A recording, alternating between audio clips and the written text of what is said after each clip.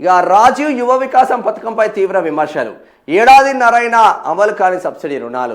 2025 ఫిబ్రవరిలో అసెంబ్లీలో ప్రకటించిన పథకం ఇప్పటికీ అమల్లోకి రాకపోవడంపై ప్రశ్నలు. 6,000 కోట్ల కేటాయింపులు ప్రకటించిన ఒక్కరికి రుణం ఇవ్వలేదని ఆరోపణలు. 16.23 లక్షల దరఖాస్తుదారులకు ఎదురుచూపులే మిగిలాయని విమర్శ.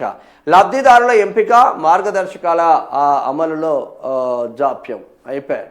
అంతన్నాడే గంగరాజు, నట్టింట్లో ముంచేసాడే రంగరాజు అన్నట్టున్నది ఇప్పుడు మా రేవంత్ అన్న పరిస్థితి.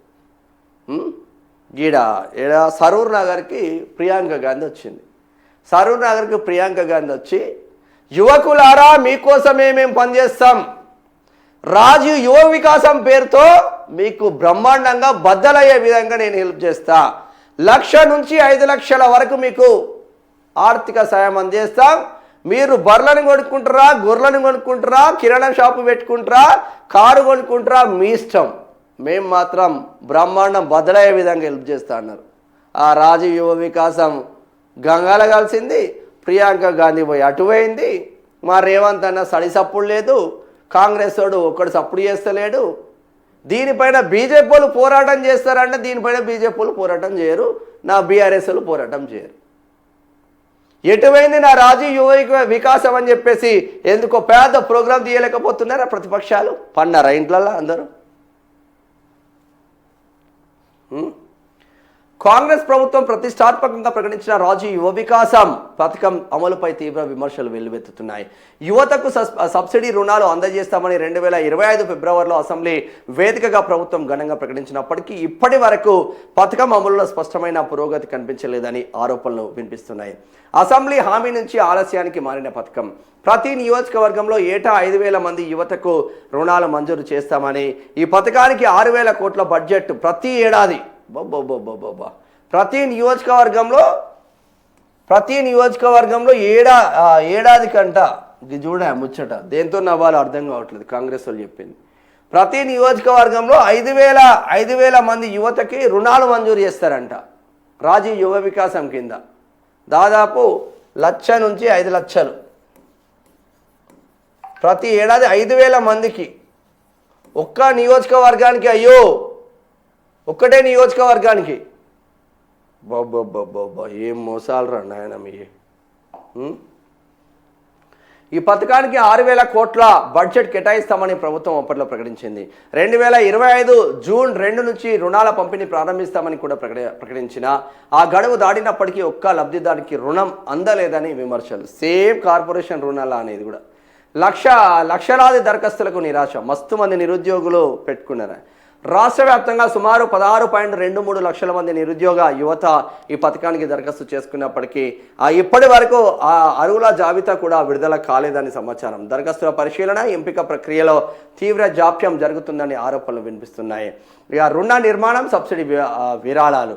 పథకం కింద 50,000 నుంచి 4 లక్షల వరకు యూనిట్లుగా రుణాలు అందించాలని ప్రభుత్వం గతంలో నిర్ణయించింది.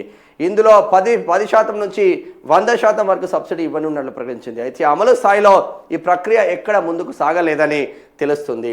అమలులో ఆలస్యం, రాజకీయ విమర్శలు. లబ్ధిదారుల ఎంపిక, మండల జిల్లా కమిటీల ఆమోద ప్రక్రియలు ఇంకా పూర్తి కాలేదు. ఎప్పుడైతే సార్ 2.5 సంవత్సరాలు అయిపోయాయి, కాలగర్భంలో కలిసిపోయారు 2.5 సంవత్సరాలు. ఎడబోయింది ఇది సంక్షేమ చదివినాం కదా.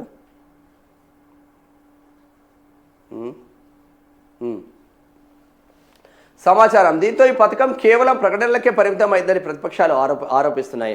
ప్రతి 10 మందిలో కేవలం 3 మందికే రుణాలు ఇవ్వాలని ప్రభుత్వం భావిస్తున్నట్లు సమాచారం కూడా బయటకు వచ్చింది. యువత ఎదురుచూపులు.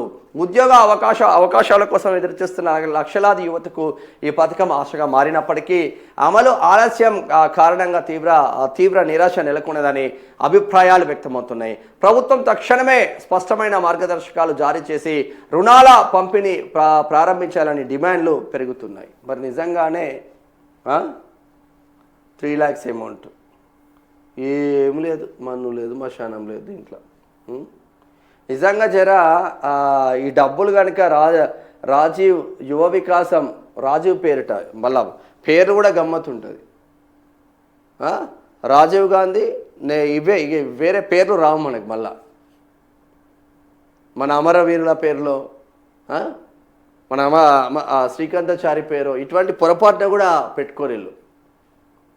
మొత్తం ఇక గాంధీ కుటుంబం తప్ప ఇక ఎవరి పేర్లు రావద్దు దాంట్లో, పొరపాటున కూడా రావు.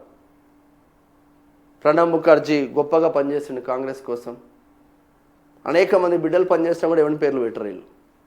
సరే పెట్టకపోతే పెట్టకపోని, ఈ నిరుద్యోగులు కనుక మీరు ఈ యువ వికాసం అప్లికేషన్ చేస్తే ఈ నిరుద్యోగుల నుంచి వ్యతిరేకత తగ్గేది మీకు. మొత్తం బీఆర్ఎస్కి అనుకూలంగా అయిపోయింది నిరుద్యోగులు మొత్తం. ఇప్పుడు గ్రాడ్యుయేట్ ఎమ్మెల్సీ ఉంది, గెలుస్తారా కాంగ్రెస్? గ్రాడ్యుయేట్ ఎమ్మెల్సీ తీన్మార్ మల్లడది మార్చితో టర్మ్ అయిపోతుంది. ఆయనది మార్చితో టర్మ్ అయిపోతే ఎవడైనా గెలిచే పరిస్థితి ఉందా అంటున్నా. ఉమ్మడి వరంగల్ జిల్లా, ఉమ్మడి ఖమ్మం జిల్లా, ఉమ్మడి నల్గొండ జిల్లా బీఆర్ఎస్ తరఫున రాకేష్ రెడ్డికి గ్రీన్ సిగ్నల్ ఇచ్చినట్టున్నారు. ఆల్రెడీ ఆయన వర్క్ నడుస్తూ ఉంది.